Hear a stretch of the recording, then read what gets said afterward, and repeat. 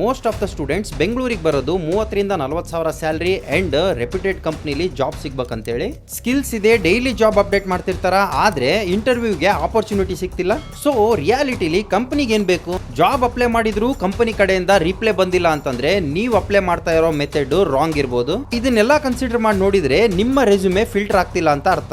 So ರಿಯಾಲಿಟಿಲಿ most of the students ಮಾಡ್ತಾ ಇರೋ ಮಿಸ್ಟೇಕ್ಸ್ ಏನು, ಆ ಮಿಸ್ಟೇಕ್ಸ್ ನ ಕರೆಕ್ಷನ್ ಮಾಡ್ಕೊಂಡು ಇಂಟರ್ವ್ಯೂಗೆ ಆಪರ್ಚುನಿಟಿ ಯಾವ ರೀತಿ ತಗೋಬೇಕು ಅಂತೇಳಿ ನಾನು ನಿಮ್ಮ ಮುಂದೆ ಹೇಳ್ತೀನಿ. ವೆಲ್ಕಮ್ ಟು ರಿಯಾಲಿಟಿ ಲೋಕ. ನಾನು ನಿಮ್ಮ ಲೋಹಿತ್.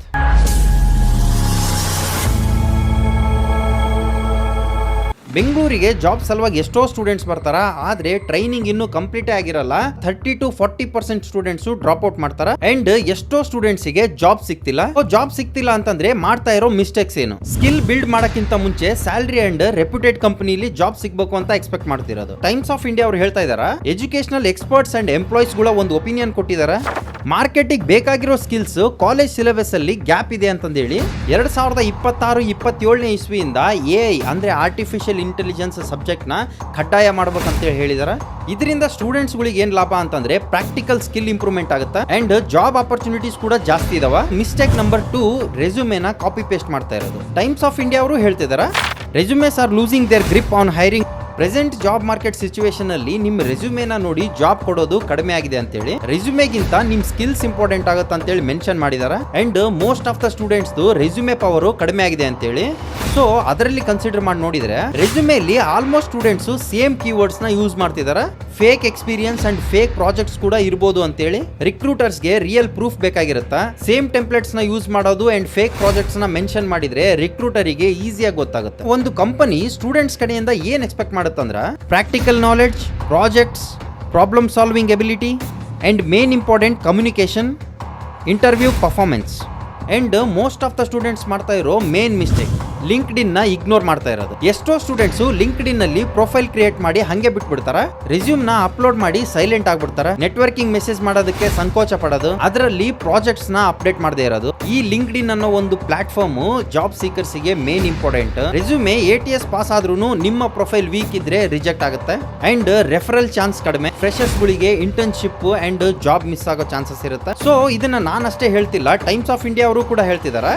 ಪ್ರೊಫೈಲ್ ಅಪ್ಡೇಟ್ ಇಲ್ಲ, ಕೀವರ್ಡ್ಸ್ ಪ್ರಾಪರ್ ಆಗಿಲ್ಲ ಅಂಡ್ ಕಾಲ್ ಕೂಡ ಬರಲ್ಲ. ಜಸ್ಟ್ ಅಪ್ಲೈ ಮಾಡೋದ್ರಿಂದ ಮಾತ್ರ ಜಾಬ್ ಸಿಗಲ್ಲ. ಸ್ಕಿಲ್ಸ್, ನೆಟ್ವರ್ಕಿಂಗ್, ಪ್ರೊಫೈಲ್ ಸ್ಟ್ರಾಂಗ್ ಇರಬೇಕು. Mistake number 4, only job apply ಆದ್ರೆ ನೆಟ್ವರ್ಕಿಂಗ್ ಇಲ್ಲ. ರೆಫರಲ್ ಇಲ್ಲದೆ ಬೆಂಗಳೂರಲ್ಲಿ ರೆಸ್ಪಾನ್ಸ್ ಕಡಿಮೆ.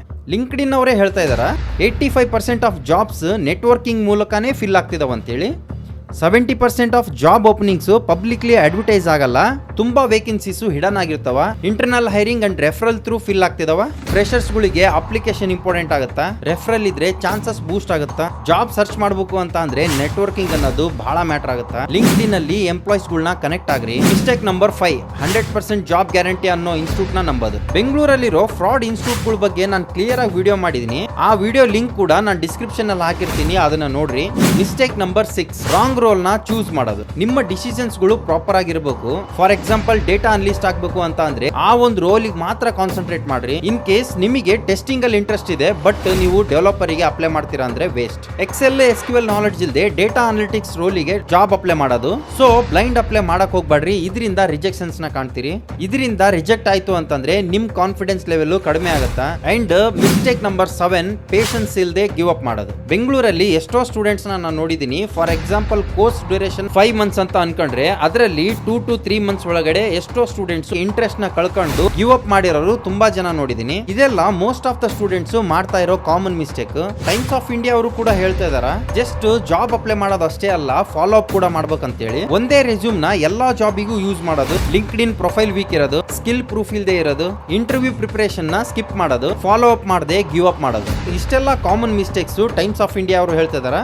ನನ್ನ ಒಪಿನಿಯನ್ ಕೇಳೋದಾದ್ರೆ ನಿಮ್ಮ ರೆಸ್ಯೂಮೆನ ಬಿಫೋರ್ ಜಾಬ್ ಅಪ್ಲೈ ಮಾಡಕ್ಕಿಂತ ಮುಂಚೆ ಆ ಒಂದು ಜಾಬ್ ನ ಡಿಸ್ಕ್ರಿಪ್ಷನ್ ಚೆಕ್ ಮಾಡ್ರಿ. ಆ ಒಂದು ಜಾಬ್ ಡಿಸ್ಕ್ರಿಪ್ಷನ್ ಬೇಸಿಸ್ ಮೇಲೆ ಒಂದು ರೆಸ್ಯೂಮ್ ನ ಕ್ರಿಯೇಟ್ ಮಾಡ್ರಿ. ಅಂಡ್ ನಾನು ರಿಪೀಟೆಡ್ಲಿ ಹೇಳ್ತೀನಿ, AI ಗೆ ಬೇಕಾಗಿರೋ ಕೀವರ್ಡ್ಸ್ ನ ಯೂಸ್ ಮಾಡ್ರಿ. ಜಾಬ್ ಸಿಕ್ಕಿಲ್ಲ ಅಂತಂದೇಳಿ ಬೇಜಾರಾಗಕ್ ಹೋಗ್ಬೇಡ್ರಿ, ಗಿವ್ ಅಪ್ ಮಾಡಕ್ ಹೋಗ್ಬೇಡ್ರಿ. ಸೊ ನನ್ ಕಡೆಯಿಂದ ನಿಮಗೆಲ್ಲ ಹೇಳೋದು ಒಂದೇ ಒಂದ್ ಮಾತು, life will start about second chance. ಎಲ್ರಿಗೂ ಒಳ್ಳೇದಾಗ್ಲಿ. ನಾವು ಮಾಡೋ ಮಿಸ್ಟೇಕ್ಸ್ ಕೂಡ ನಾವು ಆಕ್ಸೆಪ್ಟ್ ಮಾಡ್ಕೊಂಡು ಮೂವ್ ಆನ್ ಆಗ್ಬೇಕು. ಸೊ ನೆಕ್ಸ್ಟ್ ಒಂದು ಇಂಜಿನಿಯರಿಂಗ್ ಕಾಲೇಜಲ್ಲಿ ನಡೆದಿರೋ ಇಂಟರ್ನ್ಶಿಪ್ ಟ್ರ್ಯಾಪ್ ಜೊತೆ ನಿಮ್ ಮುಂದೆ ಬರ್ತೀನಿ. ನಾನ್ ಕೊಟ್ಟಿರೋ ಇನ್ಫಾರ್ಮೇಶನ್ ಅಲ್ಲಿ ನಿಮಗೆ ಏನಾದ್ರೂ ಒಪಿನಿಯನ್ ಇತ್ತು ಅಂತಂದ್ರೆ ಕಮೆಂಟ್ ಬಾಕ್ಸ್ ಅಲ್ಲಿ ತಿಳಿಸ್ರಿ. ನೋಡ್ರಿ, ಇದು ಸ್ಟೂಡೆಂಟ್ಸ್ ಮಾಡ್ತಾ ಇರೋ ಕೆಲವೊಂದು ಮಿಸ್ಟೇಕ್ಸ್ ನ ರಿಯಾಲಿಟಿ. ನಾನ್ ಕೊಟ್ಟಿರೋ ಇನ್ಫಾರ್ಮೇಶನ್ ನಿಮಗೆ ಏನಾದ್ರೂ ಓಕೆ ಅನ್ಸಿದ್ರೆ ಈ ವಿಡಿಯೋಗೆ ಒಂದು ಲೈಕ್ ಮಾಡ್ರಿ, ಕಮೆಂಟ್ ಮಾಡ್ರಿ, ಅಂಡ್ ನನ್ನ ಯೂಟ್ಯೂಬ್ ಚಾನಲ್ ನ ಸಬ್ಸ್ಕ್ರೈಬ್ ಮಾಡ್ರಿ. ಇದೇ ರೀತಿ ನಮ್ಮ ಸಮಾಜದಾಗ ನಡೀತಾ ಇರೋ ಒಂದು ರಿಯಾಲಿಟಿನ ನಿಮ್ ಮುಂದೆ ತಂದಿರ್ತೀನಿ. ನೆಕ್ಸ್ಟ್ ವಿಡಿಯೋಲಿ ಸಿಗೋಣ. Thank you.